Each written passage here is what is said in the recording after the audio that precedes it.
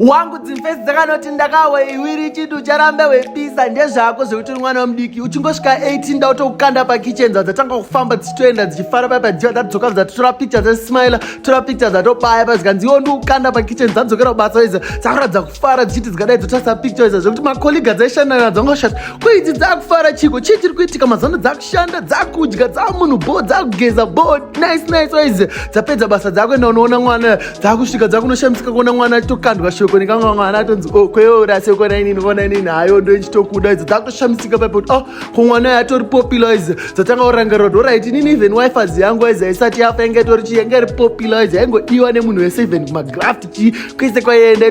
yaitofarirwa dzapedza paipa dzakuenda idzo dzakuda kubuda paipa kudai kuno dzaona kuti pumba dzanowira pakadai so dzakahwandira idzo zvekuti uyo vakanoshamisika kuti ko chii chikuitika ko munhu akangonowira kwakadaro chii chikuitika idzo akusvika paipa akubhabhaisa kangu kachona vakudzokera vese vachitoita vachitofara vachisvika padhena vachicelebrata mumwe mwana wachona musikana kuti anga awana chibasa mwana wachona mukomana achiuya waidzadzorova madrugs akubatwa neuyunzi iwo uchiri kurova madrugs 10 years ago uchingorova madrugs chete waidzabhatanga kutiza kamwana kaika adzoka mwana achidzoka kumba kwavo chaamai vake vakunotisa chii chiri kuitika. Thank you so much for watching. If you are new to the channel, subscribe. Shit man, damn it, subscribe.